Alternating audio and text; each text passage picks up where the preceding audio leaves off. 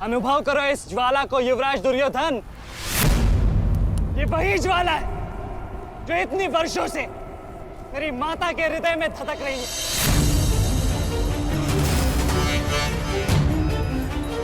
छोटा था मैं बहुत, पर मेरा रोम रोम जल उठता था ये सुनकर कि मेरी माता के साथ क्या हुआ।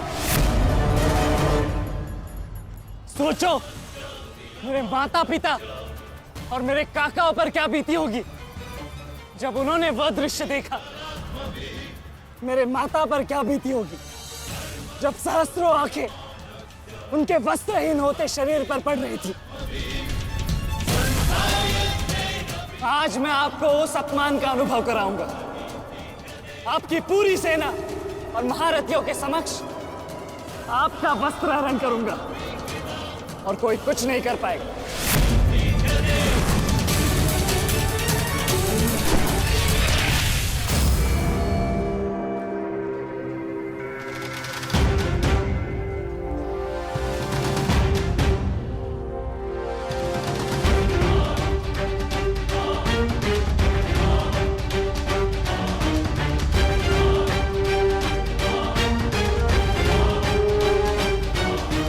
अनुभव करो उस अपमान का, अनुभव करो उस वस्त्र हरण से हुए अपमान का जो आप सभी ने किया। नदी जब सीमा तोड़ती है तो बाढ़ आती है। आज आपकी पाप की धारा की बाढ़ में आप स्वयं बह जाएंगे काकाश्री।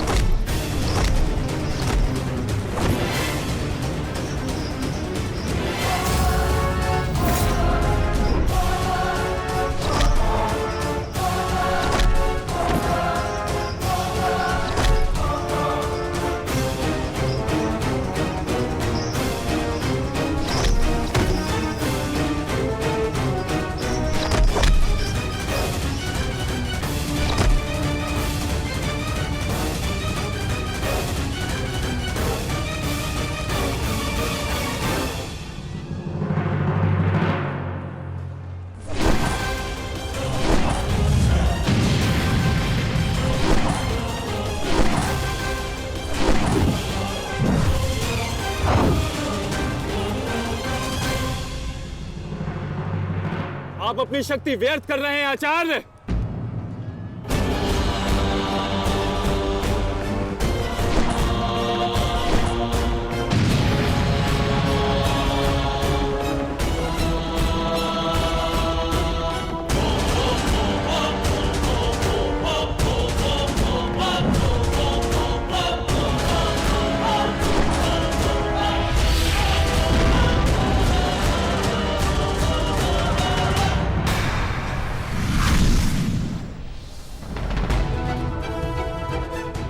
दुर्योधन को मेरी सहायता की आवश्यकता है।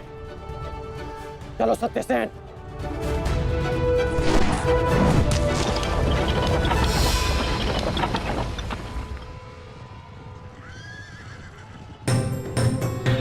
कहां चले अंगराज? मैं जानता हूं कि तुम्हारे मित्र पे आए संकट का संदेश तुम्हें मिल चुका है,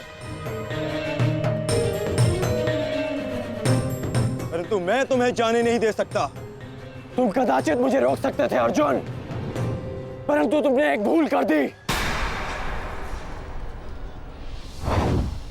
तुम अपने रथ पर नहीं हो अर्जुन। हाँ, वासुदेव तुम्हारे सारथी हैं, परंतु महाबली हनुमान का आशीर्वाद तुम्हारे रथ पर नहीं।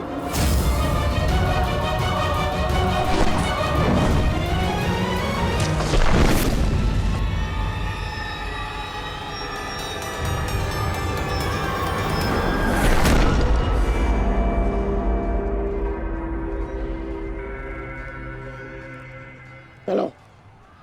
मैं अभी भी पराजित नहीं हुआ हूं कर्ण। तुम इस प्रकार द्रोण छोड़कर नहीं जा सकते।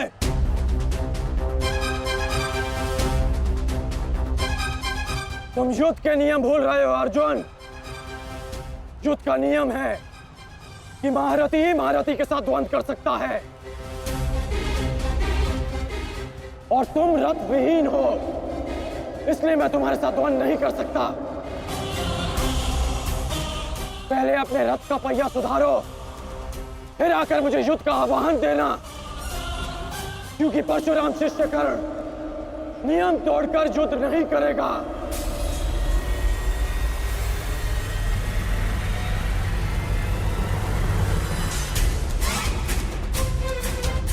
चलो सत्यसेन।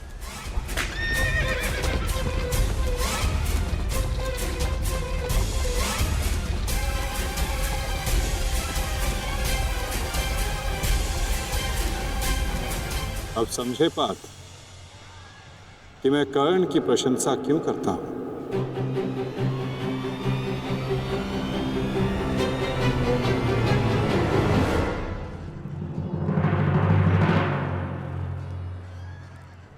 मानता हूं कि आपका वध करना काकाश्री की प्रतिज्ञा थी। उनकी प्रतिज्ञा को भंग करने का दंड मैं सह लूंगा, परंतु आज अपनी माता के अपमान का दंड मैं आपको अवश्य दूंगा।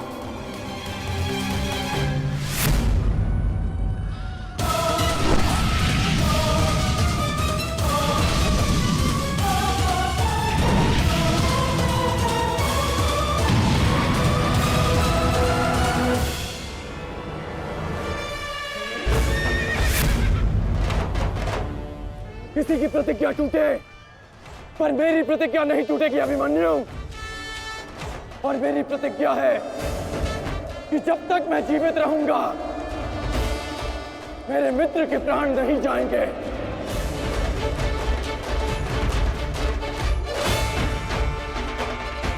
यदि जीवित रहना चाहते हो तो पीछे हट जाओ अभिमन्यु। आप भूल रहे हैं अंगराज कि मैं किसका पुत्र हूं। पीछे हटने के बारे में सोच भी नहीं सकता। तो प्रहार सहने के लिए तत्पर रहो।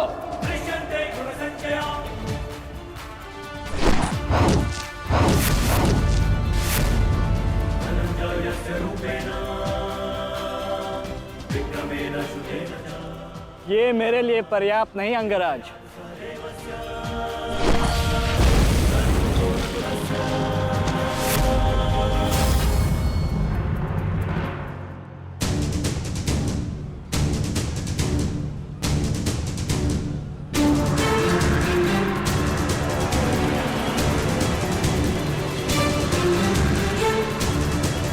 ना मेरे पास बाणों की कमी है और ना प्रहारों की। ये अंतिम अवसर है अभिमन्यु, लौट जाओ।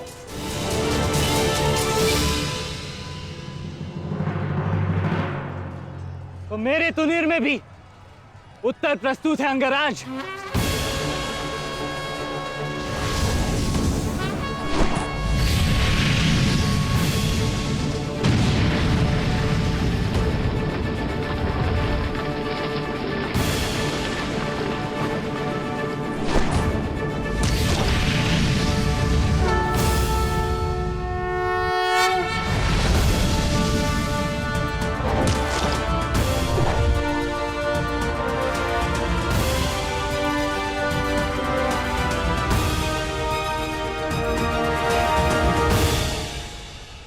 मैं तुम्हारा सामर्थ्य स्वीकारता हूं। तुम एक कुशल योद्धा हो अभिमन्यु, किंतु कुशल होने के साथ साथ बुद्धिमान होना भी आवश्यक है। लौट जाओ। यदि कल युद्ध करना चाहते हो तो आज जीवित रहना सीखना होगा। लौट जाओ अभिमन्यु।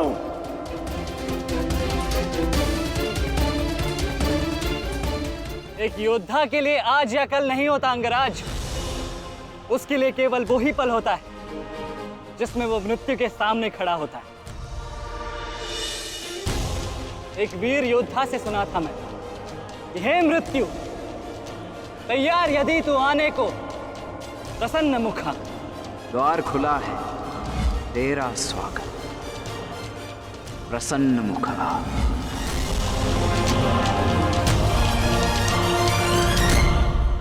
मुझे रोकने का आप केवल एक ही अस्त्र है आपके पास। ये आपको मेरा वध करना होगा। तो लीजिए अंगराज, अपने पुत्र के मृत्यु का प्रतिशोध लीजिए। आपके समक्ष आज वो योद्धा खड़ा है जिसके पिता ने आपके पुत्र का वध किया था। प्रतिकार कीजिए अंगराज, रुके क्यों है? क्योंकि जो पीड़ा मैंने सही, मैं नहीं चाहता कि वो पीड़ा मेरा शत्रु भी सहे। कृष्ण ने अपना विकल्प स्वयं चुना था। वो रणभूमि छोड़कर जा सकता था, परंतु उसने मृत्यु चुनी। गर्व है मुझे तुम जैसे युवा योद्धाओं पर, जो अपना कर्तव्य पूर्ण करने के लिए सदैव तत्पर रहते हैं। मैं जानता हूं कि तुम पीछे नहीं हटने वाले अभिमन्यु, परंतु मुझे भी अपना कर्तव्य पूर्ण करना है।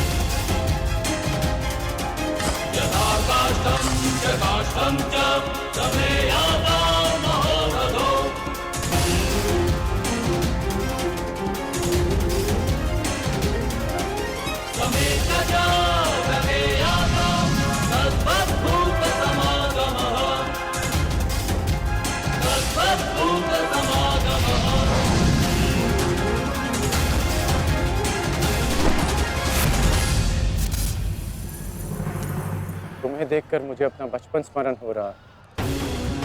अभी तुम्हारा जीवन आरंभ हुआ है, इसे इस प्रकार व्यर्थ मत करो।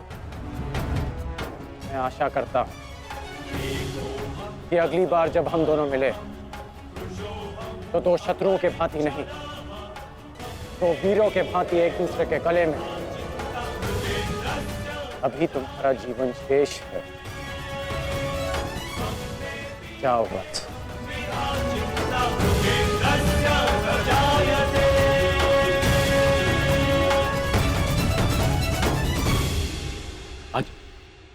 आज कौरवों की विजय हुई है गांधारी।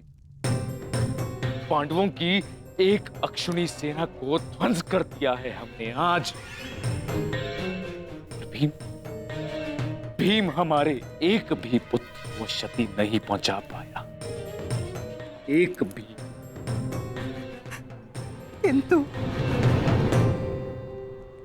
किंतु दुर्योधन का क्या महाराज?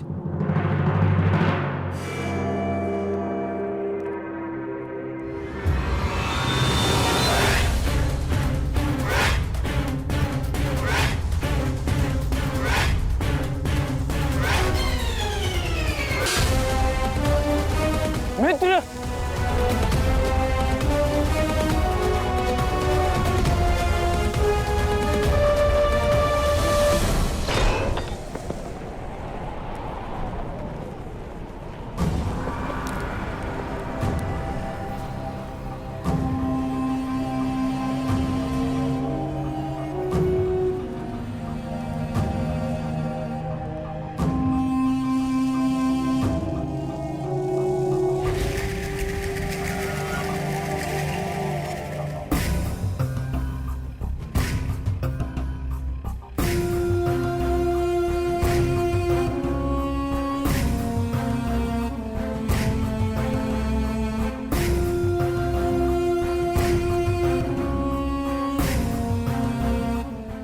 आज मैं आपको उस अपमान का अनुभव कराऊंगा। आपकी पूरी सेना और महारथियों के समक्ष आपका वस्त्र हरण करूंगा।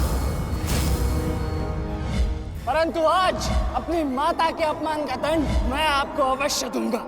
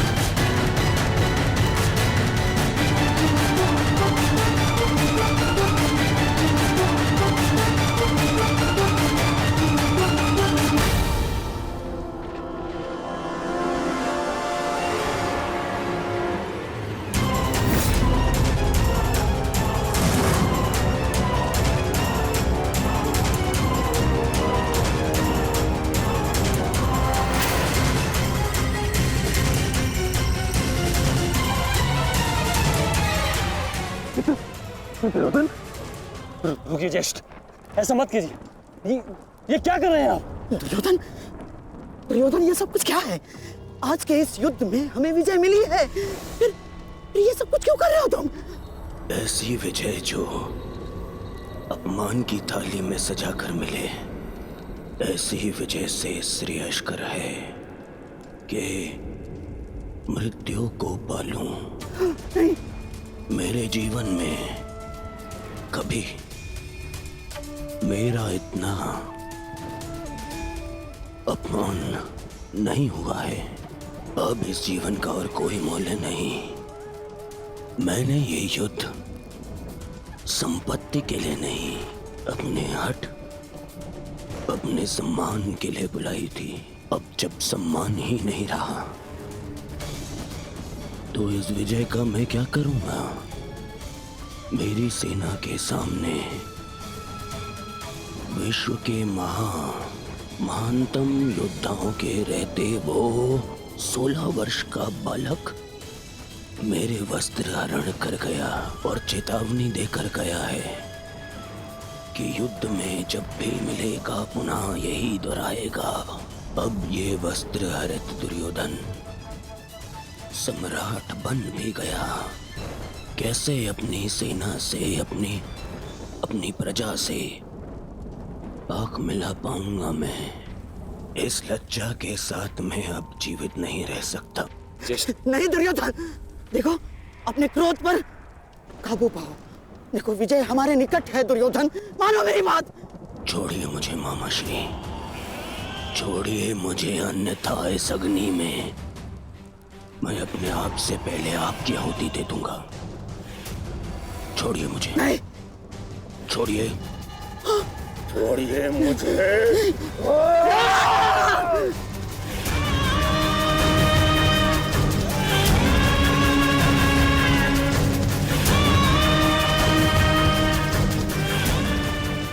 नहीं, नहीं दुर्योधन, देख क्या रहे हो मूर्खों? कोई रोको इस अनर्थ को।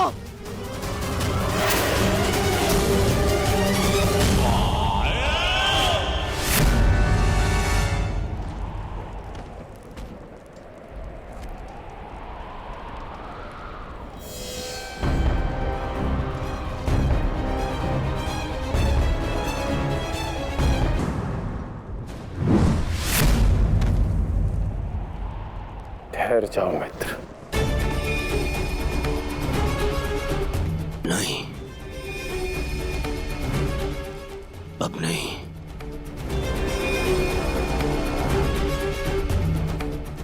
क्रोध में विवेक मत खो बैठा। जो अपना सम्मान खो चुका हो उसके पास खोने को और क्या शेष है? ले लेने देते उस अभिमन्यु को मेरे प्राण, वीर गति तो मिलती।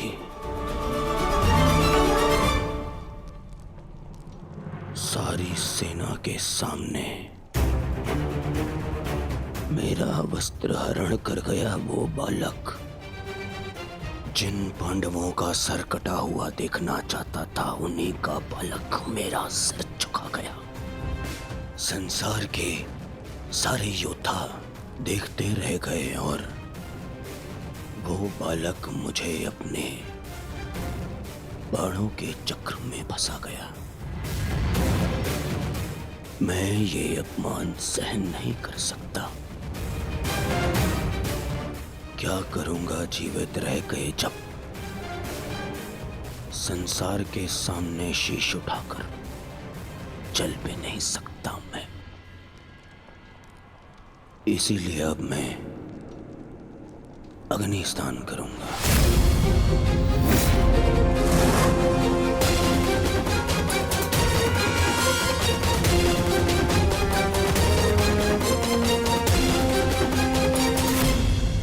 जो अग्नि यहाँ जल रही है, उससे कहीं अधिक अग्नि तुम्हारे पिता के हृदय में जल रही है।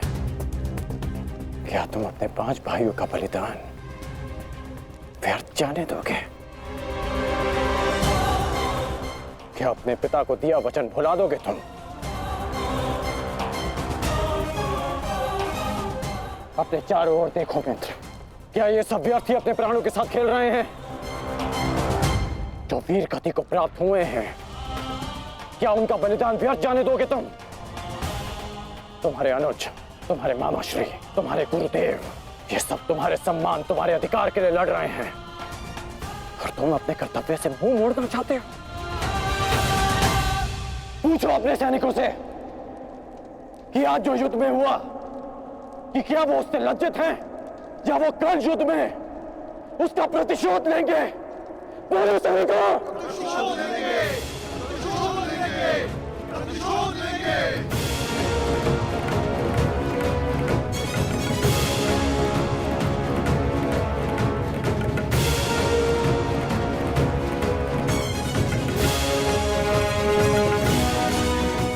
इन सैनिकों का सम्मान मेरे मन में लगी अग्नि को बुझा नहीं सकता मित्र। मैं तुम्हारे लिए सदैव प्रस्तुत हूं मित्र। आदेश दो मुझे, आदेश दो कि क्या चाहिए तुम्हें।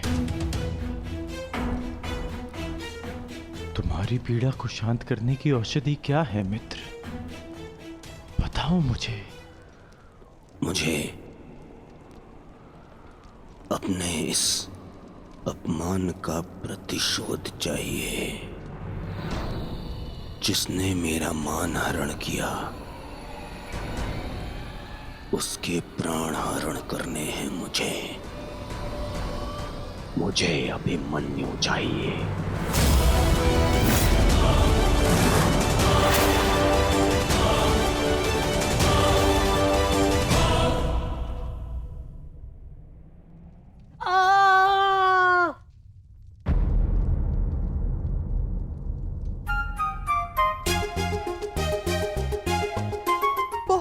पीड़ा हो रही है ना इन्हें? पीड़ा? अभी तक मैंने इसके घाव को छुआ भी नहीं है। अभिमन्यु तुम्हें सताने के लिए उपक्रम कर रहा है उत्तरा। बहुत बुरे हैं आप। और तुम बहुत डरपोक। एक योद्धा की पत्नी के मन में इतना भय शोभा नहीं देता उत्तरा। ये घाव हमारे लिए आभूषण होता है।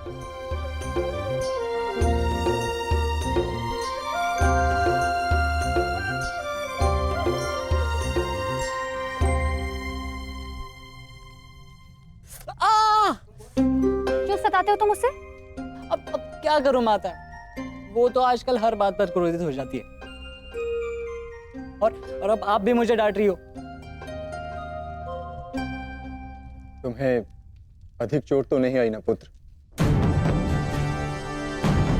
नहीं पिताश्री, बल्कि बहुत कुछ सीखने को मिला। सच में अंगराज कर्ण एक महान योद्धा है। उन्हें आपके अतिरिक्त और कोई टक्कर नहीं दे सकता। हाँ पुत्र, परंतु हम दोनों के लक्ष्य और सोच भिन्न है। मुझे तुम पर गर्व है।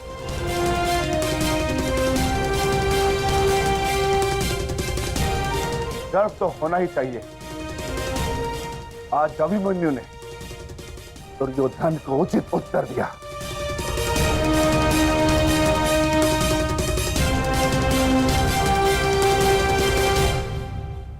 सत्य अभिमन्यु, आज तुमने जो युद्ध भूमि में किया वो अद्भुत था, और मुझे विश्वास है कि कल का दिन इतिहास में तुम्हारा नाम सदैव के लिए अमर कर देगा अभिमन्यु।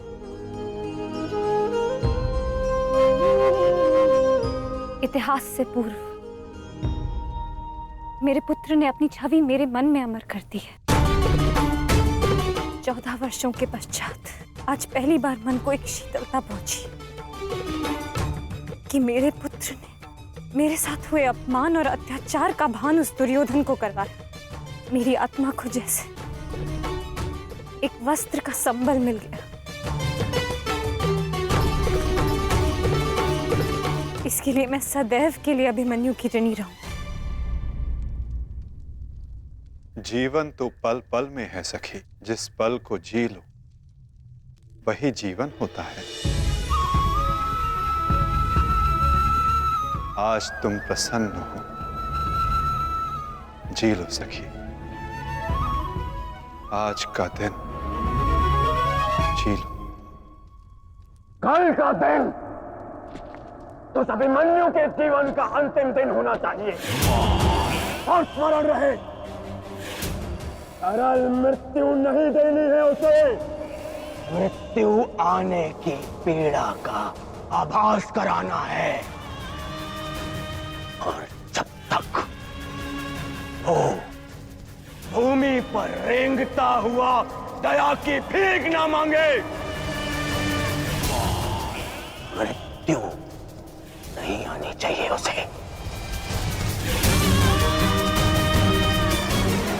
वो मृत्यु मांगेगा और मैं हर पल उसे मृत्यु और जीवन के बीच में झुलाऊंगा मैं उसे। असंभव युवराज, जब तक युद्ध भूमि में पांडव उपस्थित हैं तब तक अभिमन्यु तक पहुंचना असंभव होगा। वैसे कोई नहीं याद होगा कि आज आपके साथ जो हुआ उसका प्रतिशोध आप अवश्य लेंगे। इसी कारण अभिमन्यु तक पहुंचना इतना सरल नहीं होगा।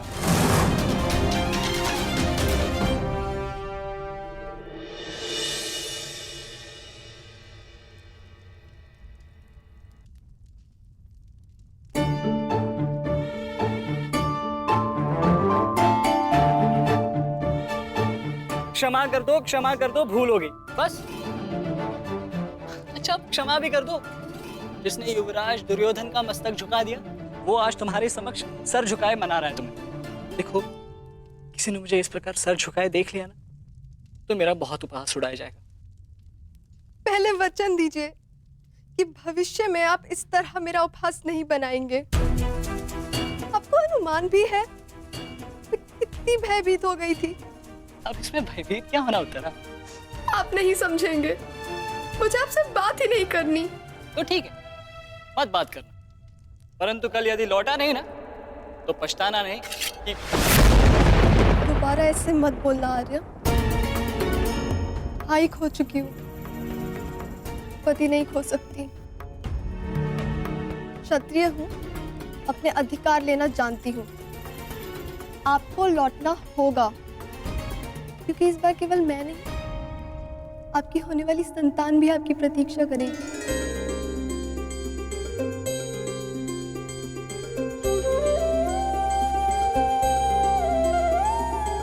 सत्य उत्तरा?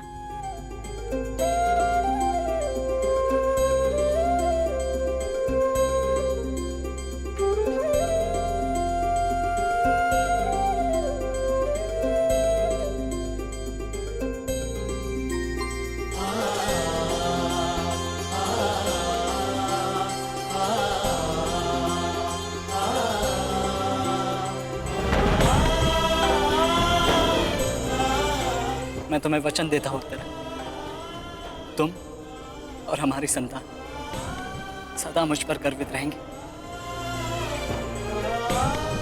जानती हूँ आपकी संतान बहुत भाग्यशाली है, उसे अपने पिता की शौर्य गाथा सुनने को मिलेगी। गाथाएं विजय के साथ होती है उत्तर, और विजय अभी शेष है। युद्ध शेष रहे या न रहे, उस अभिमन्यु के प्राण शेष नहीं रहने चाहिए आचार्य। आप सेनापति हैं, तीरगत के वीर नरेशु शर्मा,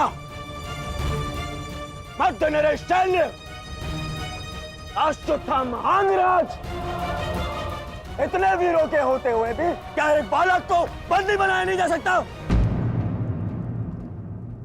तुम्हारे प्रतिशोध के लिए केवल कुशल योद्धाओं की नहीं, बल्कि एक उत्तम योजना की आवश्यकता है मेरे होने वाले सम्राट। हमारी सफलता एक उत्तम योजना में छिपी है।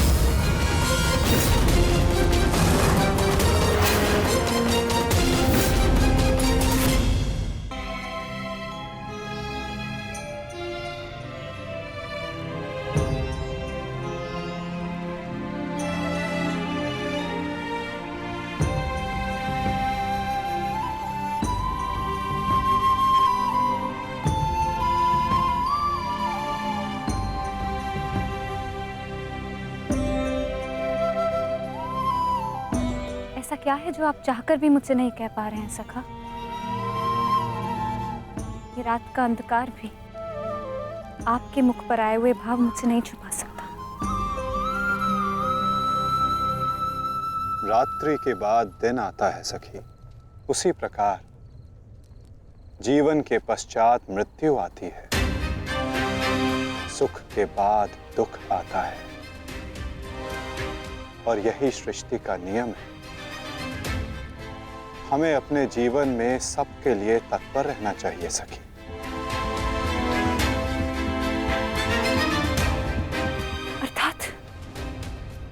अर्थात जो मेरा भय है, क्या वो सच होने वाला है माधव? क्या कल पांडवों के साथ कुछ अनिष्ट होने वाला है?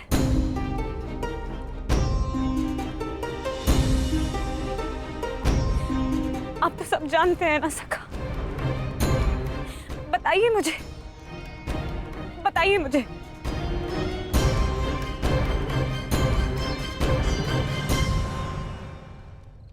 कभी कभी भविष्य का ज्ञान होना भी दुख का कारण बन सकता है सखी। यदि समय के अनुसार मनुष्य को सत्य का ज्ञान हो तो वो स्वयं को संभाल सकता है। और आज तुम्हारी प्रसन्नता का दिन है सखी।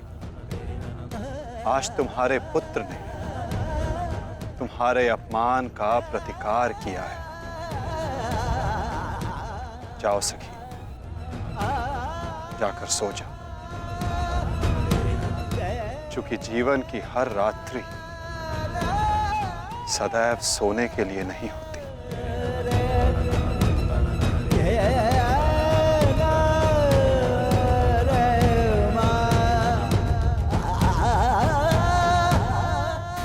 तब तक सो नहीं पाऊंगा जब तक मेरा प्रतिशोध पूर्ण ना हो जाए आचार्य। प्रतिशोध की आग में कोई और भी जल रहा है। युवराज दुर्योधन,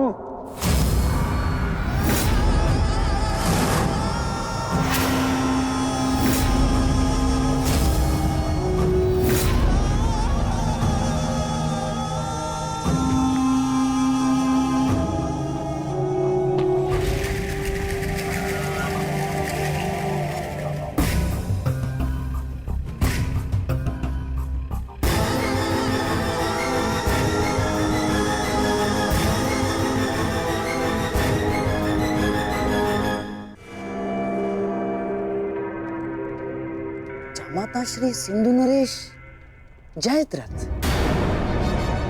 भूल को क्षमा किया जा सकता है, अपराध को नहीं। इस सम्मान के पश्चात विचलित बचा तो ऐसा भयंकर प्रतिशोध होगा कि तुम पांचों की आत्मा कांप उठेगी। प्रतिशोध लूंगा। कल तुम्हारे साथ साथ मेरा प्रतिशोध भी पूर्ण होगा और मैं सम्मान सहित तुम्हारी बहन दुशला को अपना मुख दिखा सकूंगा।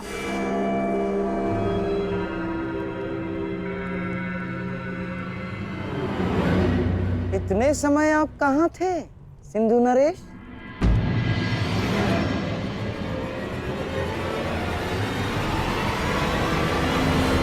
अपने अपमान के प्रतिशोध का प्रबंध कर रहा था।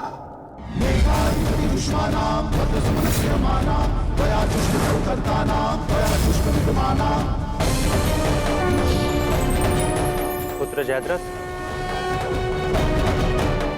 मैं तुम्हारी तपस्या से प्रसन्न हूं। मांगो, क्या वर मांगते हो? महादेव, मुझे अपने प्रतिशोध का अवसर चाहिए। शपथ ली है मैंने, जब तक पांडवों के अपमान का प्रतिशोध नहीं लूंगा तब तक मुकुट धारण नहीं करूंगा। और वो दिन कल आएगा, कल आएगा वो दिन जब मैं पांडवों को ऐसी पीड़ा दूंगा कि वो जीवन भर नहीं भुला सकेंगे। महादेव का आशीर्वाद है मेरे साथ और मैं तुम्हारे साथ युवराज, तुम्हारी योजना और मेरा प्रतिशोध दोनों कल सफल होंगे।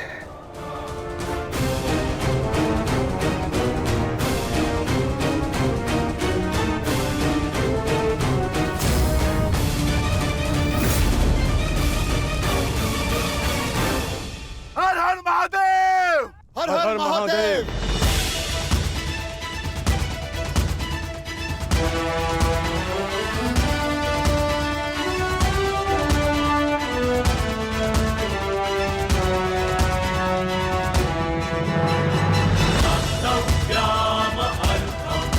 सर्वोत्तम बनो पुत्र,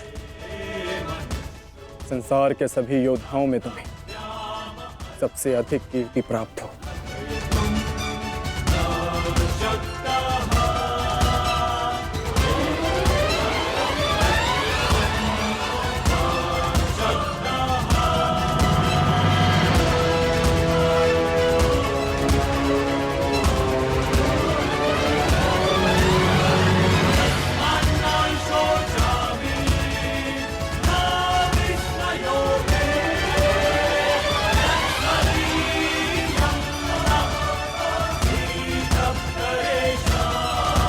आशीर्वाद दीजिए मामा श्री कि मैं विजय श्री प्राप्त कर लूं।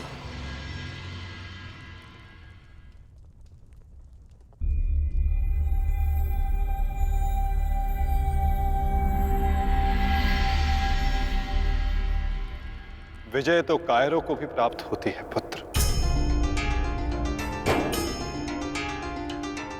परंतु कीर्ति और यश केवल शूर वीरों का मुकुट बनती है।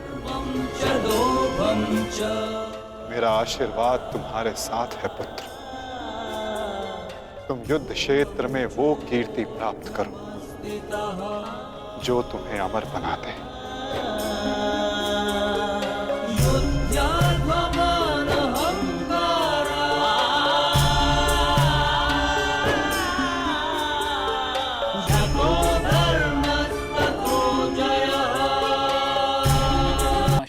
कि मैं विजय श्री प्राप्त कर लौटूं।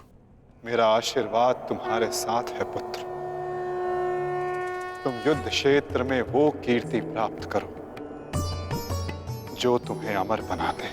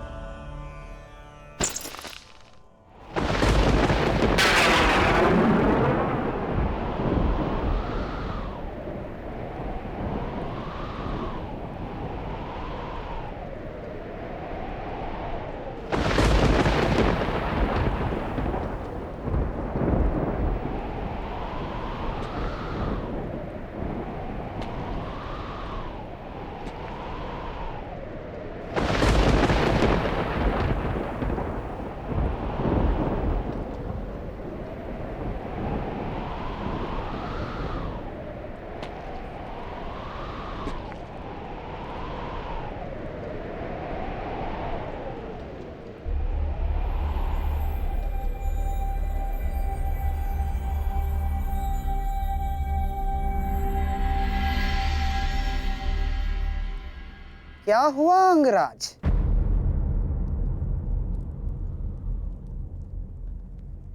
सूर्यदेव से आप ये प्रार्थना तो नहीं कर रहे हैं कि वो उदित ही ना हो? अर्जुन को दिया वचन आपको पूर्ण करना होगा अंगराज। सूर्यास्त का बहाना बनाकर कहीं आज भी शत्रु को जीवित छोड़ देने का मन तो नहीं बना लिया आपने?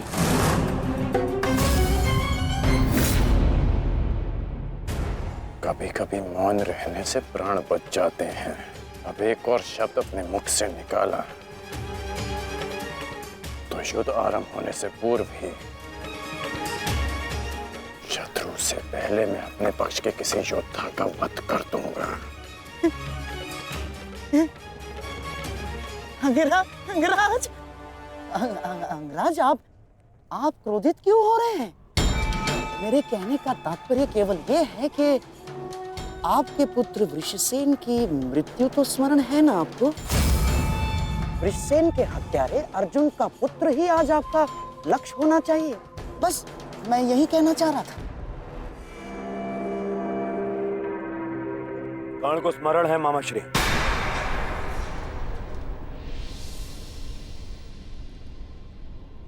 और मुझे भी।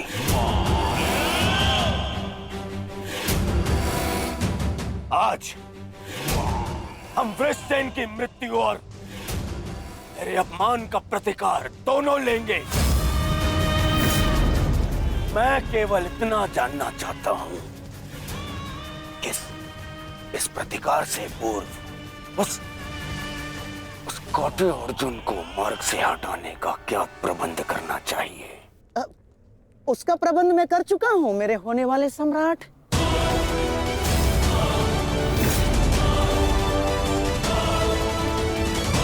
महाराज, त्रिगत नरेश सुशर्मा अवसर का लाभ उठाने के लिए एक विशाल सेना के साथ विराट पर आक्रमण करने जा रहे हैं।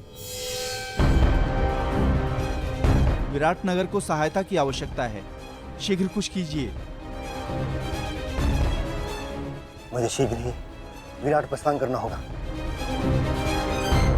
किंतु महाराज, इतने कम समय में आपका विराट पहुंचना असंभव है।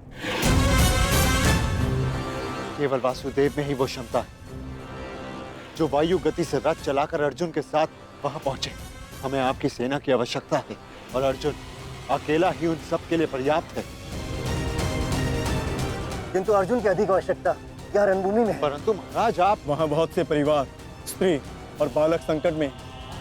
एक समय था जब विराट राज ने हमें अज्ञातवास में शरण दी थी।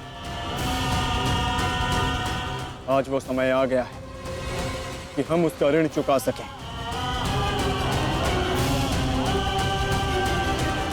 और फिर अभिमन्यु भी तो यहाँ है। मुझे इस पे पूर्ण विश्वास है। और मैं आपको विश्वास दिलाता हूँ पिताश्री कि युद्ध भूमि में आपकी कमी शत्रु को अनुभव नहीं होगी। जब आप सुशर्मा का नाश करेंगे तो आपके पुत्र की शौर्य की कीर्ति आपका स्वागत करेगी। चलिए माता, विराट की ओर प्रस्थान करें। जैसी रथी की इच्छा और जैसी महारथी की आकांक्षा।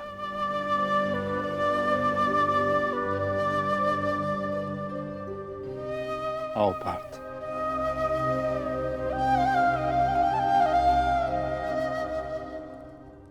बधाई हो मेरे होने वाले सम्राट।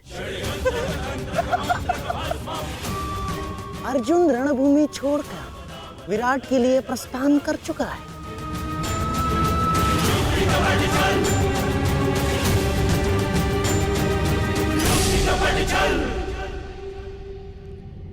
आचार्य द्रोण, समय आ चुका है। हमारी सेना को अपनी योजना अनुसार सज्ज कीजिए। जिस प्रकार चक्की का पत्थर एक ही चक्कर में अन्न के दानों को पीस देता है, उसी प्रकार हमारी यह सेना शत्रु सेना को एक ही चक्कर में पीस देगी युवराज। और अपनी सेना के नाश को रोकने के लिए आएगा वो वो महावीर अभिमन्यु, और वहां हम उसके प्राण फाड़ लेंगे, जिसने मुझे अपने बाणों के चक्र में फंसाया था। आज वो फंसकर मरेगा हमारे चक्रव्यूह में। युद्ध का 13वां दिन।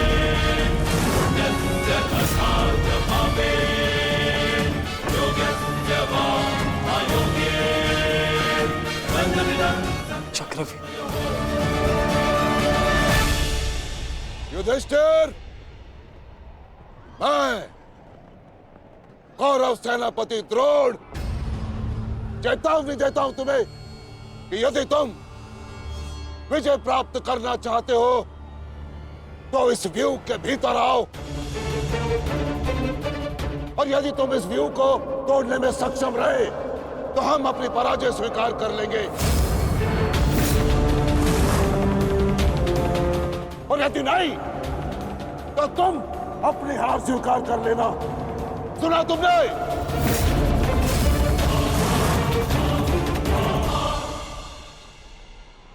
आचार्य द्रोण, हम अवश्य ही इस चक्रव्यूह को ध्वंस कर देंगे।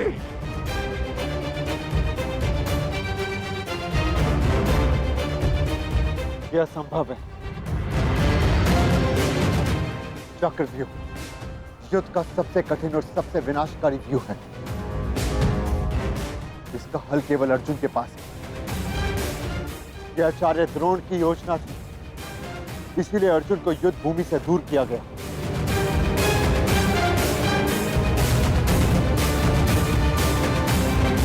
कोई तो मार्ग होगा।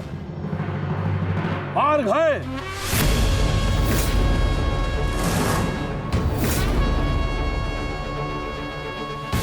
मैंने भी उसी आचार्य भारद्वाज से चक्रव्यूह भेदन सीखा है, जिस आचार्य भारद्वाज से उस द्रोण ने चक्रव्यूह की रचना सीखी।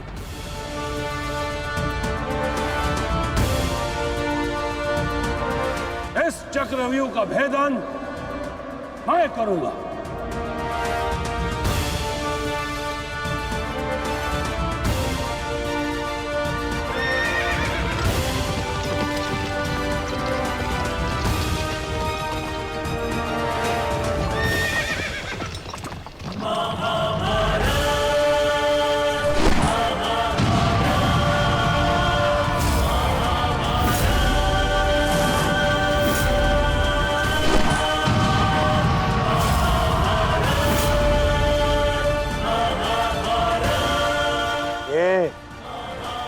क्या है आचार्य?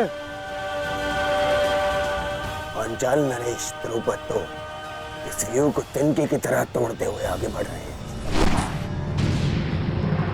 भूल गया वीरराज कि मैंने और इसी द्रुपद ने मेरे पिताश्री के आश्रम में इस चक्रव्यूह का अभ्यास किया था। तो अपने मित्र को रोकने के लिए कोई अस्त्र, कोई शस्त्र है आपके पास? अब तो केवल एक ही अस्त्र है और एक ही शस्त्र दुर्योधन। जयद्रथ!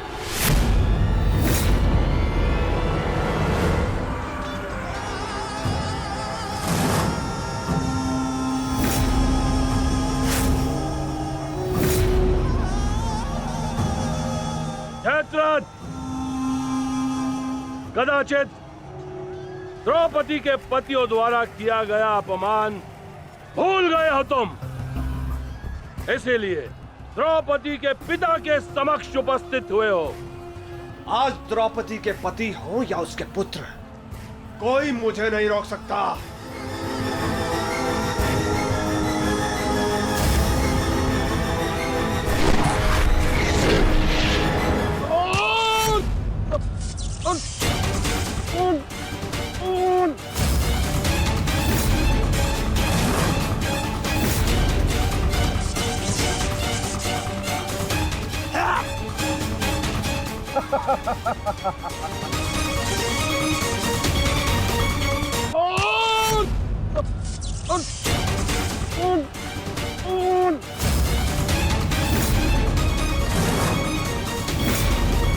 आगे बढ़ो पांडवों, अन्यथा अपनी सेना का विनाश देखो।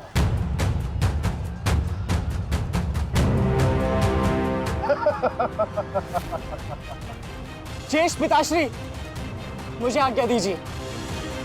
मुझे चक्रव्यूह के भीतर प्रवेश करने का मार्ग ज्ञात। मैंने पिताश्री से सुना था कि ये मैं कर सकता हूं। नहीं अभिमन्यु, मैं तुम्हें इसकी अनुमति नहीं दे सकता। धर्मराज ठीक कह रहे हैं। आचार्य ने कुछ सोच समझकर ही इस व्यूह की रचना की है। अब इसे शक्ति का सम्मिलित प्रहार ही तोड़ सकता है। मैं और भीम मिलकर प्रहार करेंगे।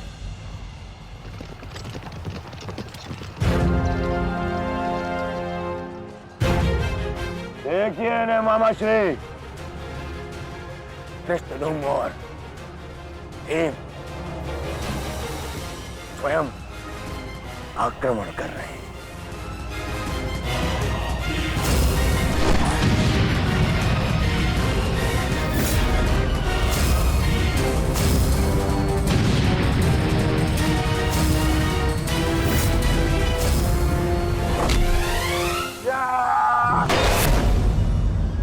आज इनके हर एक प्रहार का उत्तर है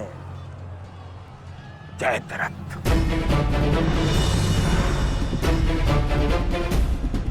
चक्रव्यूह में प्रवेश करने से पूर्व मुझसे नहीं मिलोगे मित्र?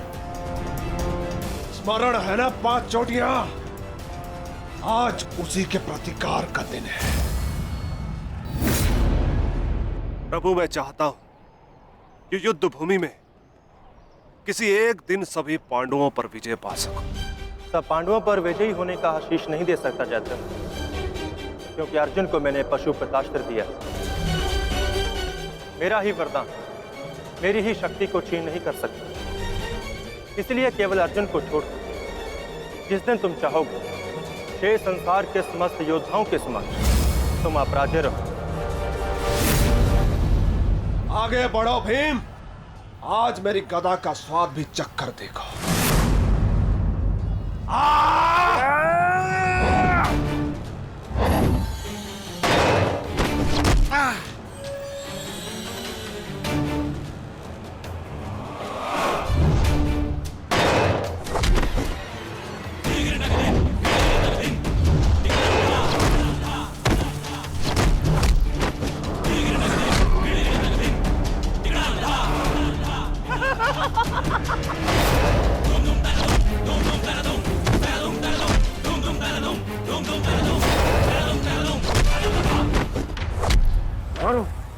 मारो से।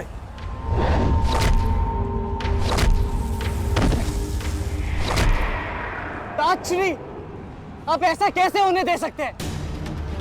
ताजश्री भीम और मामा दृश्यद्युम्न में शक्ति है, परंतु चक्रव्यूह को शक्ति से नहीं, युक्ति से तोड़ा जा सकता है। मुझे आज्ञा दीजिए। नहीं पुत्र, भविष्य के लिए वर्तमान को दांव पर लगाया जा सकता है, परंतु वर्तमान के भविष्य को खोया नहीं जा सकता।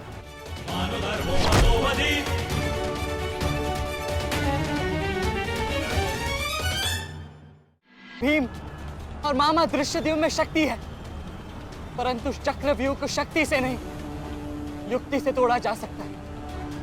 मुझे आज्ञा दीजिए। नहीं पुत्र, भविष्य के लिए वर्तमान को दांव पर लगाया जा सकता है, परंतु वर्तमान के लिए भविष्य को खोया नहीं जा सकता। एक दाव लगाने के दोष के कारण मैं आज इस महायुद्ध में खड़ा हूं। मैं दूसरा दाव नहीं लगा सकता अभिमन्यु। परंतु आज यदि चक्रव्यूह को तोड़ा ना गया तो हम ना केवल हार जाएंगे बल्कि मेरे पिताश्री का सर भी झुक जाएगा। आपने वो दाव लगाकर सर झुकाया था और मैं ये दाव खेलूंगा अपने पिताश्री का सर ऊंचा रखने के लिए। मैंने उन्हें वचन दिया था कि युद्ध भूमि में शत्रु को उनकी कमी अनुभव नहीं होगी और मुझे शत्रुओं को वीर अर्जुन के रक्त का तेज दिखाना है। इसीलिए आज्ञा दीजिए ताजी, और फिर मैं अकेला कहाँ हूं? चक्रव्यूह में मेरे प्रवेश करते ही आप भी मेरे पीछे पीछे अंदर आ जाइए।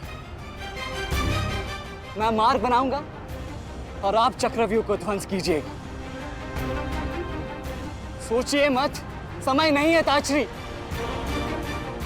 आशीर्वाद दीजिए।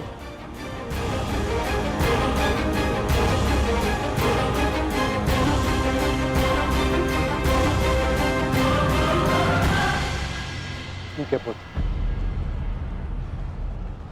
किंतु सतर्क रहना। हम तुम्हारे पीछे ही रहेंगे। आगे बढ़ो।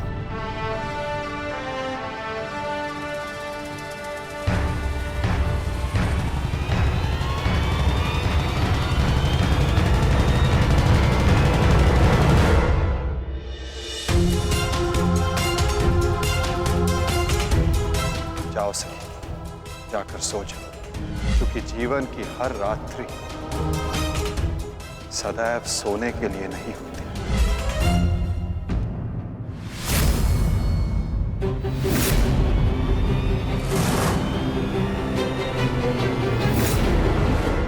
मेरी सुरक्षा के लिए माता यज्ञसेनी का आशीर्वाद है मेरे साथ, और जब तक ये मेरे साथ है मुझे कुछ नहीं हो सकता।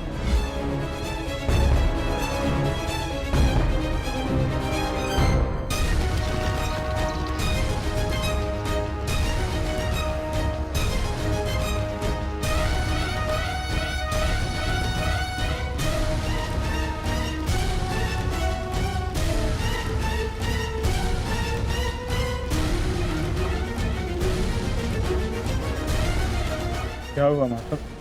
आप रुक क्यों गए? चूंकि समय नहीं रुकता पार्थ,